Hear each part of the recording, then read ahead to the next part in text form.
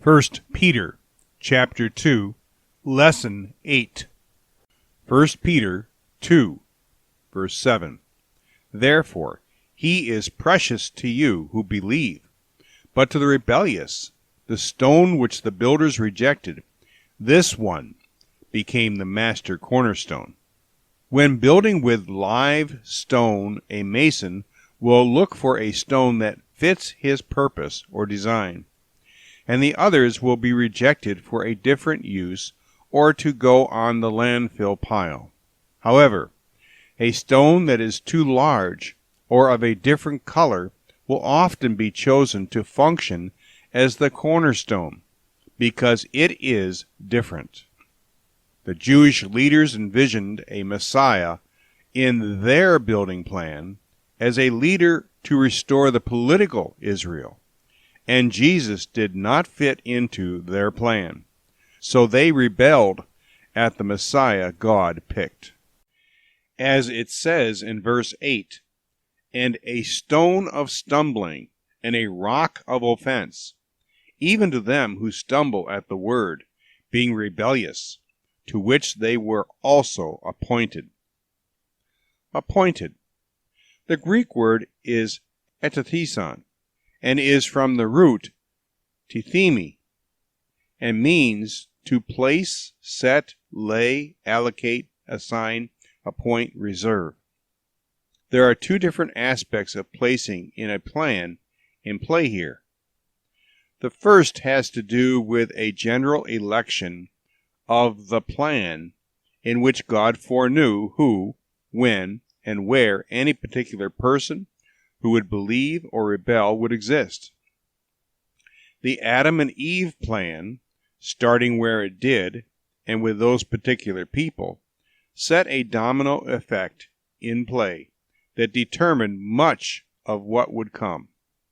Every person after that had input into the plan and modified it in innumerable ways with their choices.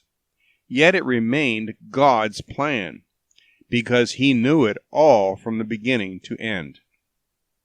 He wanted to save as many as he could, but even though he chose the master plan, he adjusted it to accommodate everyone's personal decisions. Yet it is true that some would be in good circumstances and some not, and that their decisions would be affected by those issues of time, place, God's available assets, and those assets of Satan and evil men.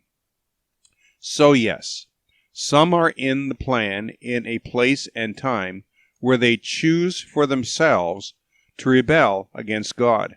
However, though we all take our chance in birth, we get to choose in life what will be our lot in eternity.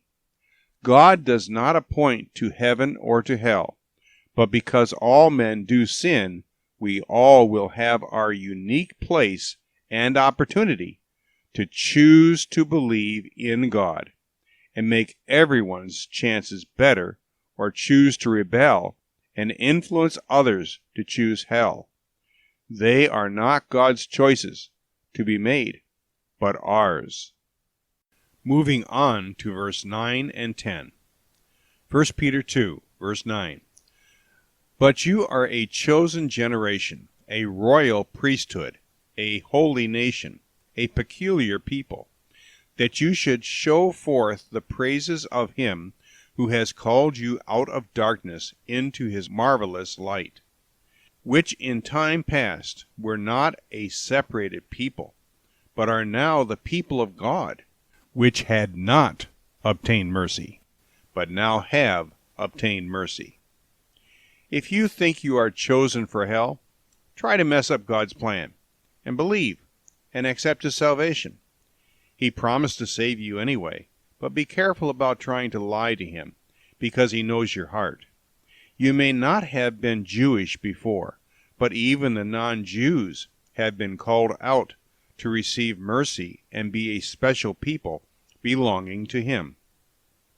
You are a chosen generation, a royal priesthood, his people, if you choose to believe. Chosen versus elect. The Greek word used here is ekolekton, and is from the subroot ekolektos, from the root ekolego. The root word is made up of lego and the preposition ek, which simply means from, out of, from, among.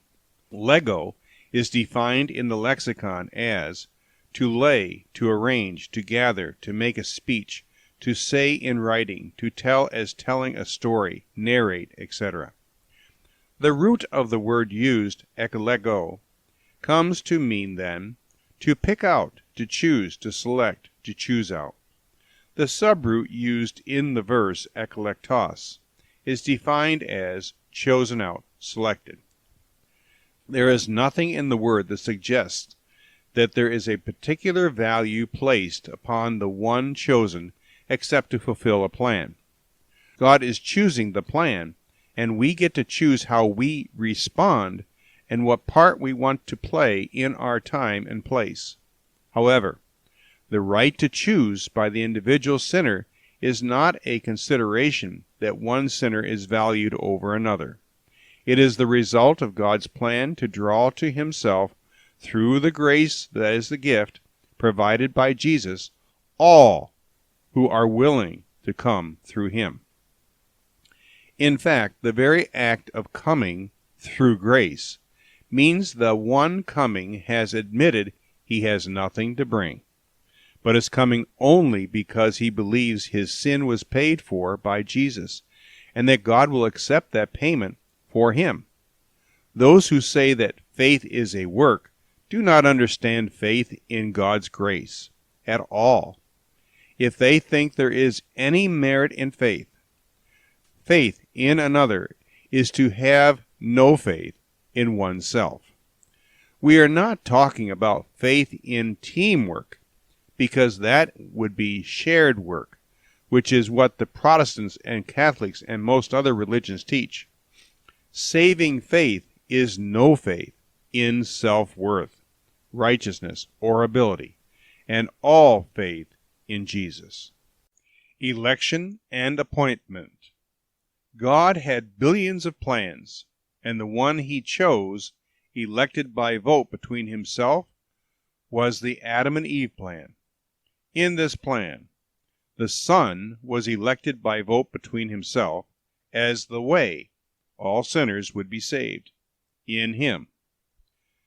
Those two choices set up a chain reaction of time of births and deaths, locations, circumstances, assets available to God, and the enemy that would be played out until God's plan was completed.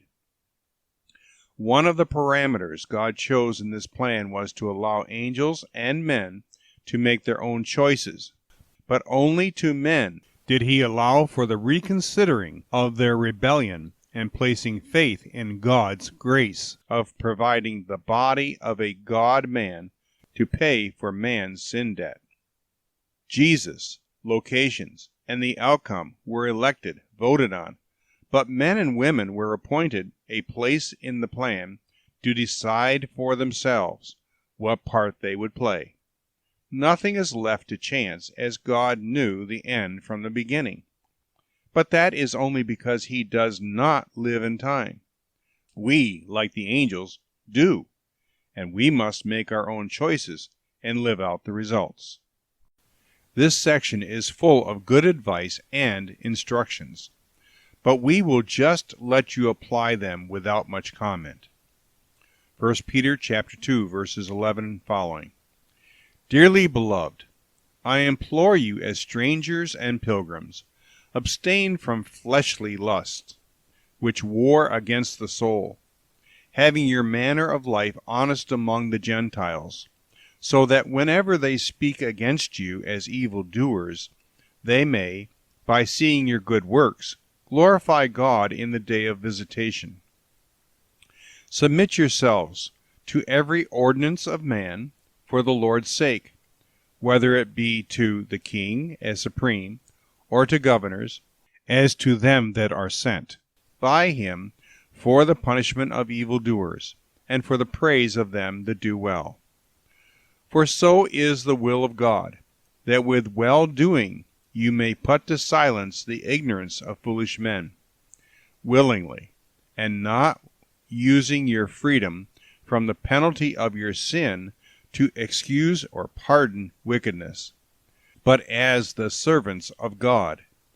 If I was prone to comment, it would be here. Here is the answer to many of our weaker moments. Verse 17. Honor all men. Love the brotherhood. Fear God. Honor the king.